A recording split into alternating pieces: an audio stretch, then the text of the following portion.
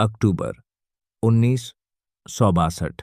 दुनिया को लग रहा था कि अमेरिका और सोवियत संघ बातचीत की मेज पर तनाव कम करने की कोशिश कर रहे हैं, लेकिन उसी समय अटलांटिक महासागर की गहराइयों में एक ऐसी गुप्त सैन्य तैयारी चल रही थी जो अगर एक आदमी ने रोक न दी होती तो शायद आज दुनिया का नक्शा ही अलग होता।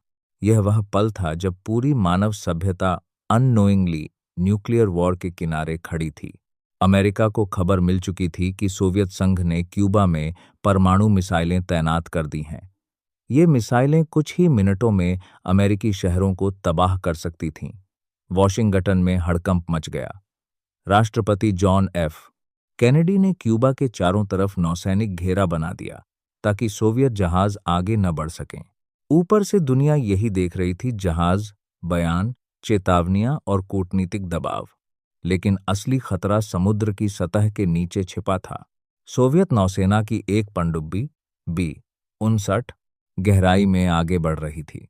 उस पनडुब्बी के पास एक परमाणु टॉर्पीडो था, इतना शक्तिशाली कि उसका इस्तेमाल सीधे युद्ध की शुरुआत बन सकता था।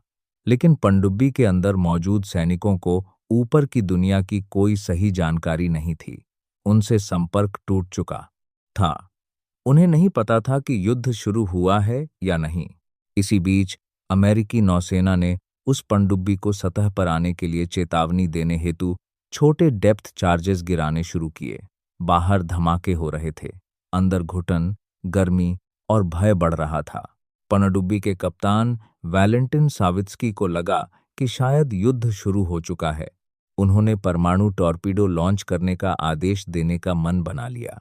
सोचिए, महासागर की गहराई में बैठा एक कमांडर जिसके पास सीमित जानकारी है, तनाव चरम पर है और उसके सामने निर्णय है या तो हमला करो या इंतजार करो। अगर वह टॉर्पीडो लॉन्च हो जाता तो अमेरिकी सेना जवाब में सोवियत संघ पर हमला करती और फिर एक ऐसा परमाणु युद्ध शुरू होता जिसमें करोड़ों लोग कुछ घंटों में मारे जा सकते थे। लेकिन तभी एक व्यक्ति ने उस आदेश को रोक दिया। उस पनडुब्बी पर मौजूद अधिकारी वासिली अर्किपोव ने सहमति देने से इनकार कर दिया। सोवियत नियमों के अनुसार परमाणु हथियार चलाने के लिए वरिष्ठ अधिकारियों की सहमति जरूरी थी। कप्तान हमला करना चाहता था, लेकिन अर्किपोव ने कहा नहीं। उस नहीं ने पूरी दुनिया बचा ली।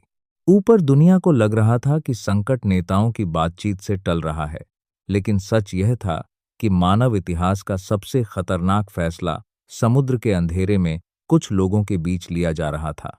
एक तरफ राष्ट्रपति, राजनयिक और सेनाएं थीं, और दूसरी तरफ एक अकेला इंसान जिसने दबाव में भी परमाणु हमला रोक दिया।